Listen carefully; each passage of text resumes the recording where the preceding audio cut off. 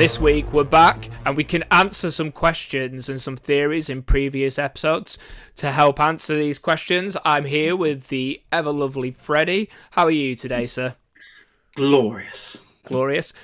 Right, quickly, before we go on, and I ask the questions of, so what is an Evangelion?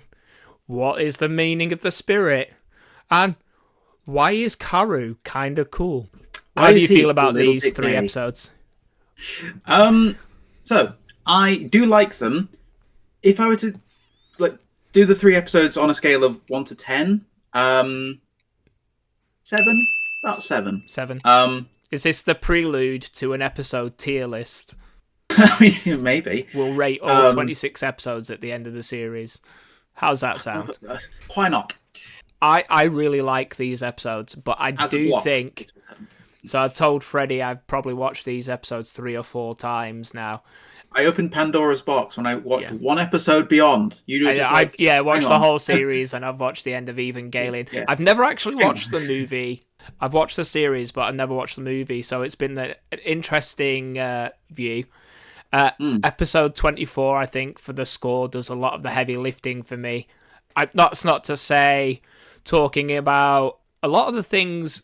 True or false, do you think I described Asuka's development well or poorly throughout the series?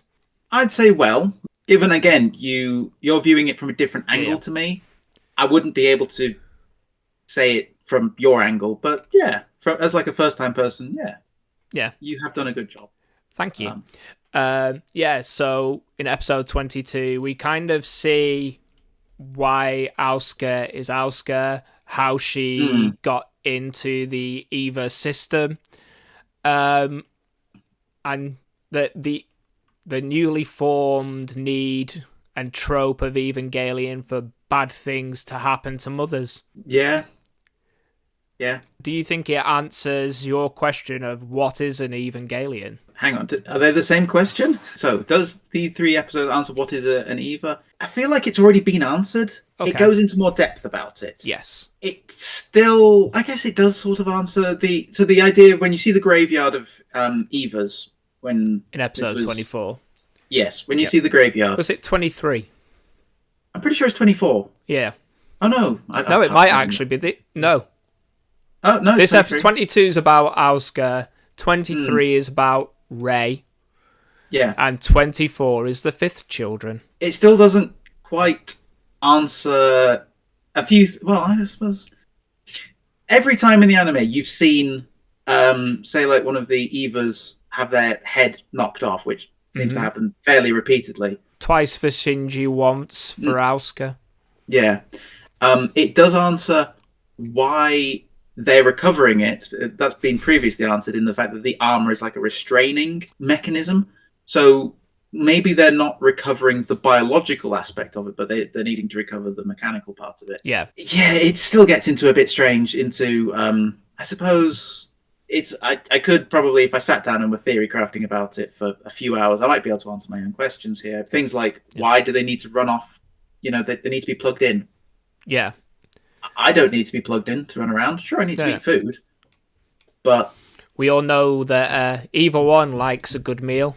This is the thing. If its biological aspect of it is being replaced, is it? But it does have the soul. Yeah. But, yeah. Again, I sometimes think with TV shows, I do like Evangelion. I've really enjoyed the rewatch. Sometimes when you ask these kind of Socratic questions, you sort of notice the gaps between the idea and the actualization, and it's probably part of the reason why people still nearly 40 years on talk about Evangelion and the impact it had on show development, character development, and sometimes I think having a solid, vague concept is better than trying to spend all of your time hardlining and explaining your rules. And I think sometimes this section, the vague, solid concept, allows people in the fandom, like we're doing, to have a conversation and to be like, oh, I like your idea. I can see because this happens. Or I don't like your idea because when I see this, this doesn't trigger for me. And I think it's really good. I think these 3 episodes explaining why Asuka is the same as Shinji internally, but has built up the need to be in charge. Whereas there's a thing called attachment styles, which too long to explain here. But you can do attachment styles very simply in I'm okay, you're okay, so that's very secure. Then it's I'm okay, you're not okay, which is an insecure balance. Because that's more Asuka. She's I'm okay. I have built this personality because everything in my experience says I can't trust you. Whereas Shinji is I'm not okay. You're okay. So whenever I look at you, I see my faults and flaws, and the more I see you, the more I see those, which is why in a previous episode I was saying it's interesting to see if Shinji is growing, as in from teen to adult, or healing from trauma, because his now realization is if I look at myself versus myself and see that I've moved on, and then I see where you are, and I use that to inspire me to move forward, rather than you have what I want. The comparison is the thief of joy phrase. He's now going, right, I can check myself versus myself. I look at you. You have some of the things that I desire. So if I move towards you, I can check myself against myself and do it that way. And then you will have like complete avoidance attachments, which is I'm not okay, you're not okay. So everything I do is bad, everything you do is bad. So let's just not interact. And we see some points of that, but people have a base. So you can kind of manipulate your style, but you can't change it. And you see this as in Evangelion, where when points of stress happen, people default to their base attachment style. Whether Anno was looking into this while writing the show, or I'm just applying my knowledge to what we see, that's up for debate. I mean, obviously, the debate would be very short if Hideki Anno turned up and went, yeah, I did that, or no, I didn't do that. But as fans, it's something we can think about. How did you feel about the Asuka development and my little bit of theory crafting there? Given the backstory we were given for her in episode 22, I think Misato comments on it during the episode. It's like she's lost confidence in herself, which given her entire persona that she's built up was about being confident. It's like everything's falling apart. But then it's, I guess, you said that her and Shinji are the same, and it feels like they are, but only if you simplify them to a certain level. Okay. So when you simplify them to a point that they've experienced trauma as a child, that, yes, they both have experienced, I suppose it would be a case of abandonment. Yeah, Shinji was abandoned. Well, his mother died. From his experience, his mother disappeared, and then his father just kind of abandoned him. Asuka had her mother go insane. Yeah. And so just quickly, it's alluded that both parents were involved in the Evangelion project and were kind of aware of what the necessity was. Yui seemed to like embrace this. I'm trying to remember what Asuka's mum was called. I just remember the last name saying Zeppelin on the tombstone. Her father comes back because he left his mother, that we're told in the episode, like in the storytelling.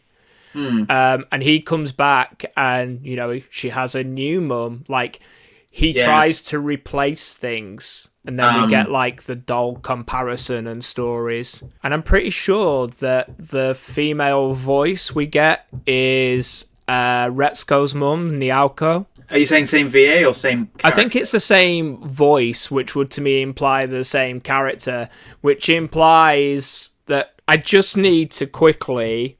People talk about Gendo being a terrible dad. Sorry for this pivot. Gendo is a terrible parent, but boy, does that man have the kids call Riz. Because let's look at his scorecard, currently Evangelion. Shinji's mum, Retsuko's mum, Retsuko. Yep. Who else can resist this man's charms? I was going to say he's a manipulator extreme. Yeah, all extent, seemingly. But I always love how people are like, oh, he's a terrible dad. But I'm like, keeps getting himself out there. Anyway, Asuka, mum is Eva too? Maybe you were going there. Okay. I was on about the abandonment issues. Oh, yeah, sorry.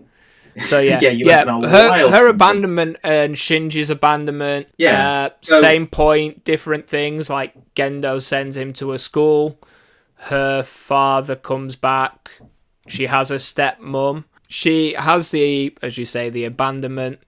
Her dad tries to fetch someone in. Where I was going originally with mine was, so both Shinji and Asuka, if you simplify them to that, they both have abandonment issues, and then they've sort of dealt with it in different ways. And we've seen what happens when Shinji's walls get broken down. Yeah. And I think this is when Asuka's walls get broken down. A bit like Shinji, she's reacting similarly to when her walls are broken down, but then I don't think we've seen yet what her rebound's going to be like. So I think we've already seen once Shinji's rebound. We slowly get to her rebound through the episodes. Because is this the episode where they send her out to fight? We get the Hallelujah chorus and the light beam covering her, and the angel's actually performing like a psychological attack. Like she constantly in the dub says like, it's touched my heart and I'm dirty and I'm soiled. And I think some of that comes from her realization of repressing the truth, because in the dub she's like, I've already dealt with this, I don't need to deal with this. And it's like, you've not dealt with this. Your idea of dealing with this was to put everything in a bag and bury it. Yeah. And then I've moved on. You haven't dealt with it. Yeah. So it's like all those problems, like it's like planting a seed. If you walk away, even if you don't feed it, like nurture it, it's gonna grow and it's not gonna be a pretty sight, I imagine, at the end of it. It's like, did you ever do the experiment at school where you put like cress seedlings in different environments? Yes. And how did they look when I don't know, this is the way we did it. If it was different, I'm happy to listen. We stuck some on wet tissue paper in the back of a bookcase, and they grew really long and really skinny and pale and emaciated, but they were still striving to exist. And that's a little bit like Asuka's method of dealing with that.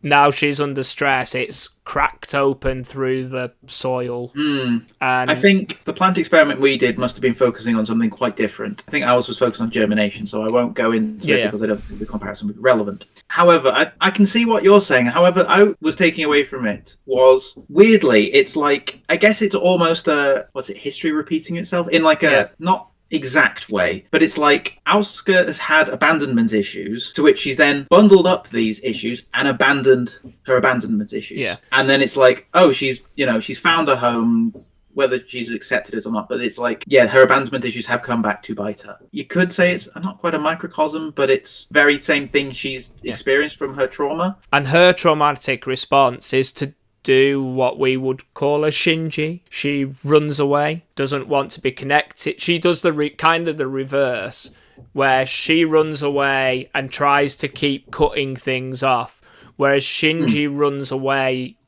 until he realizes, actually, I need to look at myself, and these are my issues and I have to deal with them. Although, like, his anxiety leads him to wanting to have external validation, but his ability to internally validate increases.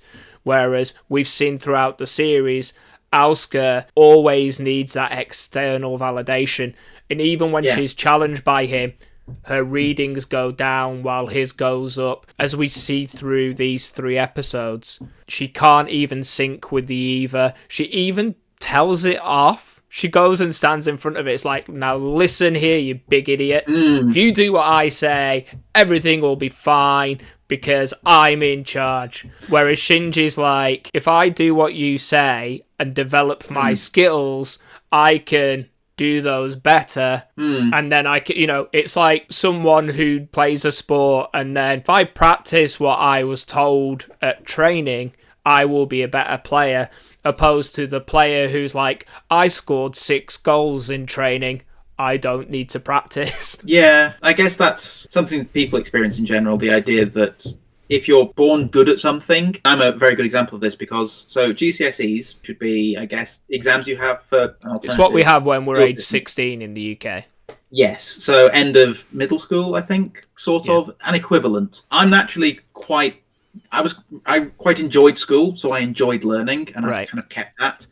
But that meant that I found GCSEs quite easy. I didn't need to revise for them because I'd enjoyed learning in the class. Now, after I'd finished 6th form, which I guess would be the equivalent, you finish 6th form when you're 18, so end of high school equivalent. Because of how my GCSEs were, my previous experience of like bulk exams, I didn't revise as much, and that really bit me. I was a very similar experience with exams. It was quite a wake-up call, the fact that it's like, I was good at this, but then just because you're good at it doesn't mean you shouldn't revise. Try. If you rest on your laurels, you're not. The world moves on, and if you're not, which is a theme of Evangelion, which is like people will move on. Now we get to like through this, like they're just finding pilots whenever. Although the last pilot we get is a ringer, I suppose you would call it. He's SEELE's secret weapon. I also am curious how you feel about this notion that SEELE are actually encouraging the angels to attack Nerve. It feels as if they mentioned that they knew the angels were coming from the Dead Sea Scrolls. Yeah. Which means it feels like they have a prophecy. Yes. And they want that prophecy to come true. And it feels like Gendo has decided he wants his prophecy to come true. Yes. One that he has formed. Which is the Human Instrumentality Project, which is easy for you to say.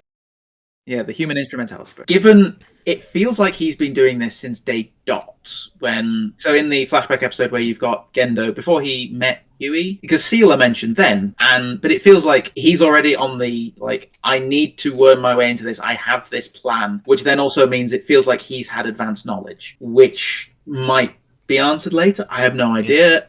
It might just be a thread that I'm constructing out of nothing. Yeah. I also, with SEELE being mentioned and going back to the beginning, we talked about Asuka, her Eva, her relationship to Shinji.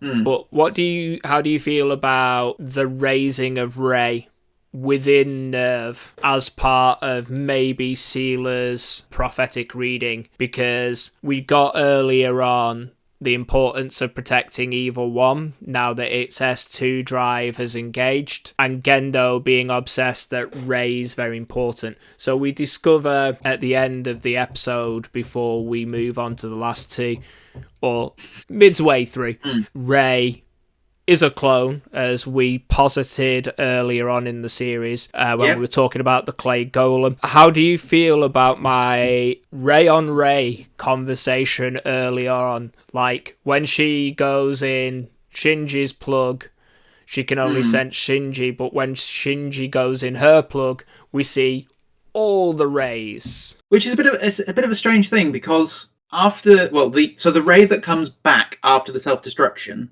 she mentions she's the third Rey. She is. Which means the episode's actually called Rey 3 in English. She is the third Rey, and she does exactly what you said in last episode, where she's generating experience from a point of non-memory, potentially. Yeah. She does have, like, I guess, again, it's the whole thing. She has the same soul as the previous Rey, so that's kind of highlighted in the fact that when she comes... So, Rey 2 starts crying when she's being corrupted, talked to, communicated with by the angel. It's you that's crying, not me that's crying.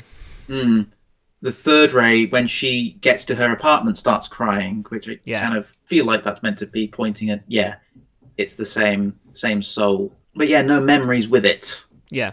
But like, she's constantly transitioning from limbo to limbo and having to, like, put it together. There's probably another core fundamental belief we'll get to in this discussion. Okay. But one of the things I believe is the mind is part of the soul, and because you're changing the mind, you're changing the soul. Sorry, with you saying about the mind, how did you feel about the revelation of all the Reys in the group Bacta tank and the varying expressions? Soulless. It felt like they're just like, we've got all these spares prepared, just in case. For the dummy plug. Jam a Rey in it, it'll be fine. But it's a soulless Rey. So, again, cookie dough, I'm afraid, at the moment.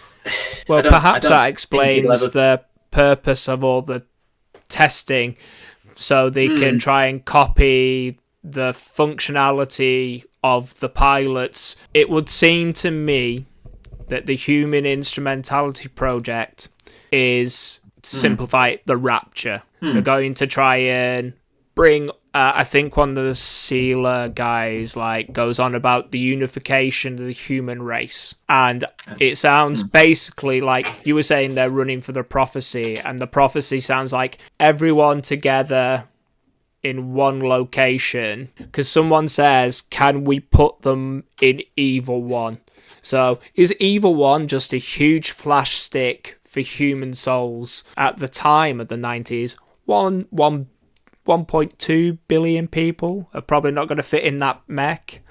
It looks quite cramped with two of them in. Well, they have had three. It's like an enforced spiritual awakening or rapture. Yeah, this is the thing with having, as you did, a solid, vague idea. It's like, there are these gaps. So it's a little bit disjointed, but that opens up imagination, wiggle room. Should we go to the last episode and talk about apparently one of the most popular Evangelion characters to exist, Kaworu? Now, you said something earlier on, and it gets posited a lot on the internet, and I don't necessarily agree with this notion. So, what did you say about Kaworu? Said two things. First one is that he was an aspect of Adam. Is that the one you're on about? No, that's not the... I believe there is a... People were going to label me with this. And maybe it's due to the school. I went to a Christian school. So there's like the no homo Evangelion. Oh, yeah, I did. That Shinji's... in his whole experience... is, he's a closeted gay guy. And maybe like me watching this from the perspective of a trainee counsellor, people from the LGBT plus community may go, I can see that experience through me. Because Kaworu is everything Shinji wants to be. Yeah. Shinji's like, when he introduces himself, he's singing, he's confident, he knows who he is, and he knows how to communicate, and he puts people at comfort, and Shinji wants that so badly. We talked about pedestals before, and Shinji's like, that's what I want. That's everything I want. In every aspect, I want to be that man. Because of Kaworu's confidence in himself. What's the line he says? you're worthy of my grace. No one's told Shinji that before. Shinji's always felt like it's an effort, that you have to try, you have to make people like you.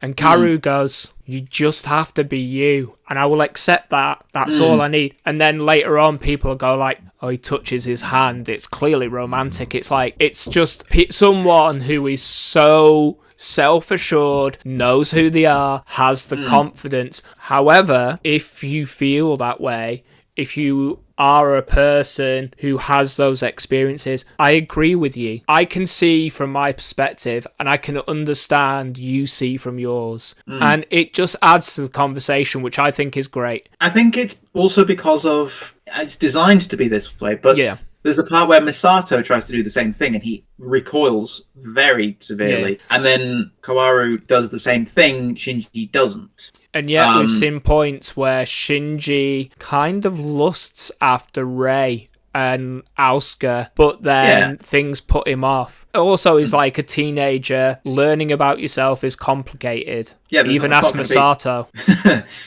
Took that to be that Shinji had, I guess, he didn't not expect it, but he wasn't seeing it.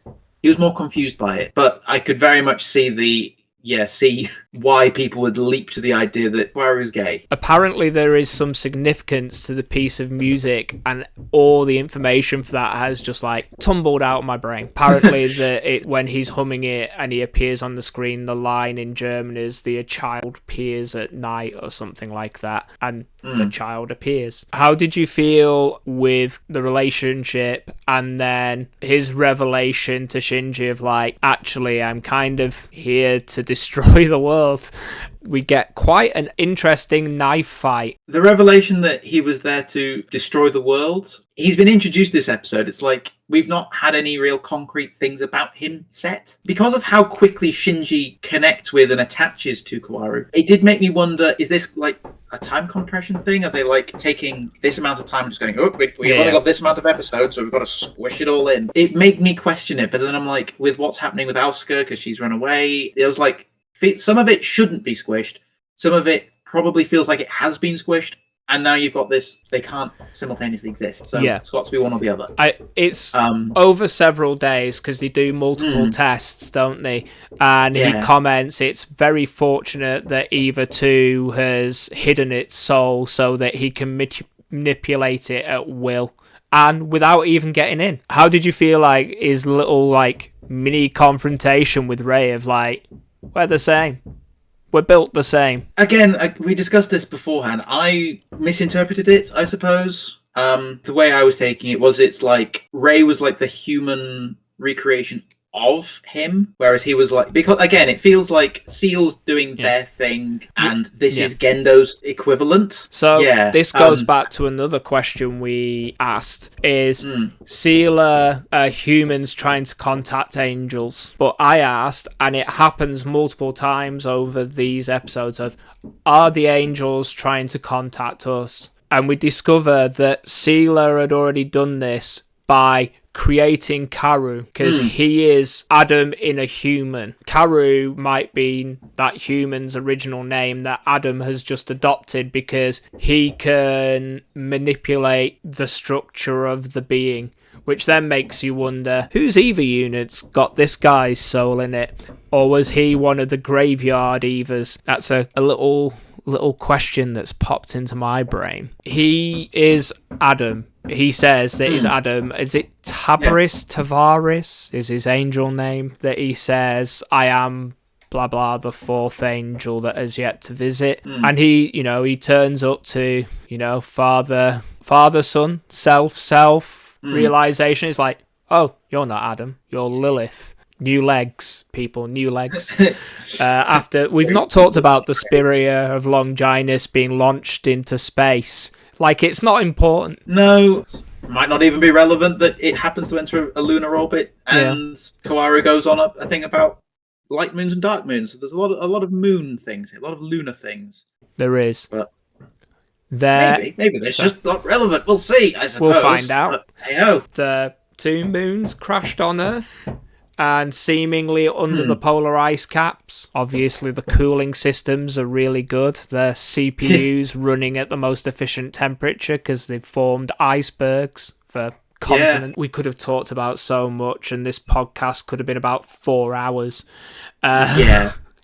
Because, we see Rei bursting into multiple rays and kind of revealing herself to Shinji before we get Kaworu turn up. Rei just appears to kind of fight him. They definitely posit theoretical concepts against each other briefly, but I don't think they're against each other, which is how it feels things are being aligned.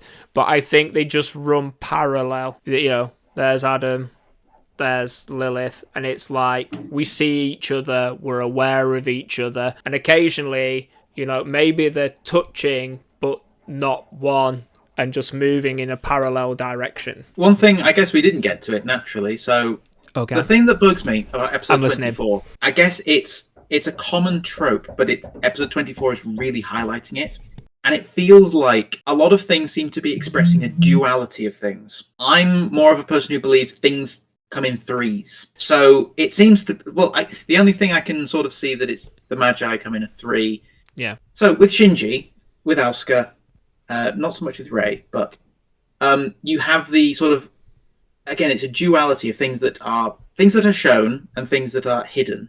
As in their personalities. You've got Shinji's outward personality and his repressed personality. Similar thing with Asuka. And in this episode, when Shinji's having to he's holding Kaworu. Kaworu is kill me or I will kill, humanity will be destroyed. And it's this kind of thing. That very much, that's two... Yeah, it's you are presented with 2 options. And I always believe there's 3 options. Usually the third option you find in retrospect, or you've got to sit and think about real hard. My example, a sort of metaphorical example of this, is if you're in a car and you come to a T-junction, how many exits are there? The sign in front of you will say left or right. Yeah, you can always turn around and go back. There are 3 exits to a T-junction.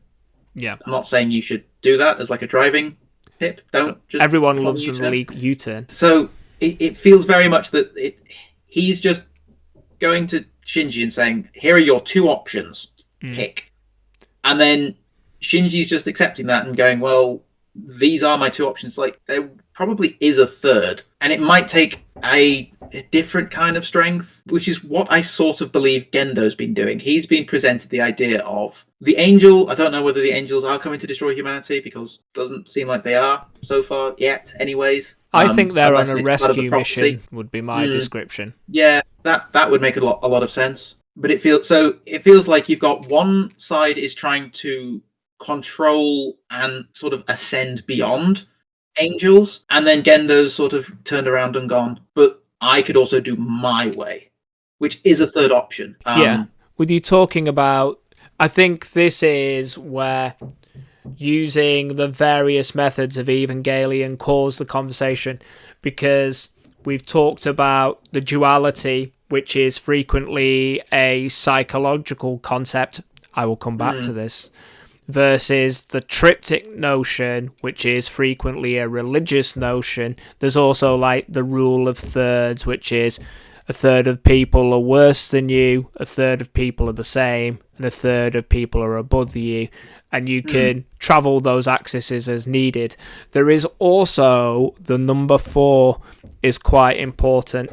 There is a therapeutic method called Johari's window, which is 2 English guys called Joe and Harry. Not, I believe I'm pulling it from memory, but it sounds like it should be from India, and it's not.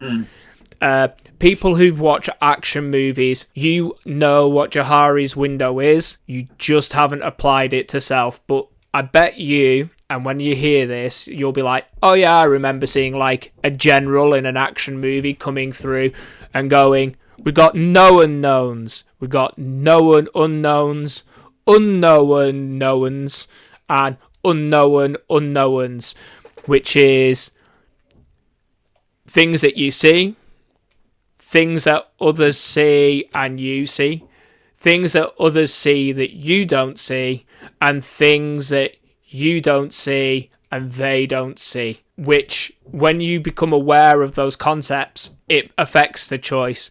And that's why military strategy is done in that window of fours. And I agree with you, like, the concept of the third way. There's more than one way to skin a cat. And it seems like SEELE have, this is the cat skinning, this is the method. We've got it all down. We've got instructions. We've put the money aside. We're going through the steps. And Gendo's like, what if skin cat other way? And I think this is what's happening. So we end up to a duality. Are they going to do the same plan for different reasons? Like, I'm going to the shop for the milk. You're going to the same shop for bread. But we're going to the shop. Or is Gendo driving us to the T-junction and just leaning over and turning the wheel and we're going left, not right, depending, or the other way? We don't know which direction he wants. He's wanted rid of the spear because his second in command, he says something along the lines of, we need a reason to protect ourselves, and it's the only method we've got, with the weirdest javelin throw position I think I've ever seen. And his second in command goes, you don't need a reason, you just want an excuse. That furthers his machinations and the concept of, like, I think we're going to see a level of self-centeredness. Or, like, are we going to get the heel turn where are we going to see his reason being not the needs of the many outnumber the needs of the few? Like, is this him going like, me, I'm the important one here, this entire plan, me? Given how he's manipulated people around him so far, he might see people beneath him, or he might be doing it for what he believes to be an altruistic reason. We don't know. It's not quite being explored yet. So very open-ended, because there's very little to go on. But that would get us to the end. Essentially, I disagree with it sort of as a core belief of mine. Okay. So, which is why I probably rate it less than you, because that part of me would just, it grates a little bit. Okay. And I've said before, I said quite early on, if I was in the show, I would have done something different. I would have kicked Ray down those stairs. And in this scenario, I probably would have just been like, no, you know what? I'm going to brute force a third way. Okay. I don't want to kill Kaworu. I don't want you to destroy humanity either. That means the only option left is something else. And according to some Evangelion fans, that's just cue the Careless Whisper saxophone music. Yeah. Start to ship, boys. Let me teach you how to love. Mm-hmm. This is the penultimate episode. What are your feelings going into the last 2 episodes of the series? Well, given how my core beliefs have been grated on a little bit, we'll see. We'll see. Well, again, as I said, I would have done things slightly differently. Again, I'm not the same person, so I'm watching somebody else's show. This is fine. Growth doesn't come without friction. Important lesson. So, thank you for joining us. We'll be back next week for the final episode. Maybe we'll do a roundup so we can talk about everything in an exploratory manner. Thank you for joining me, Freddie. We'll see you again. That's all right. Bye-bye.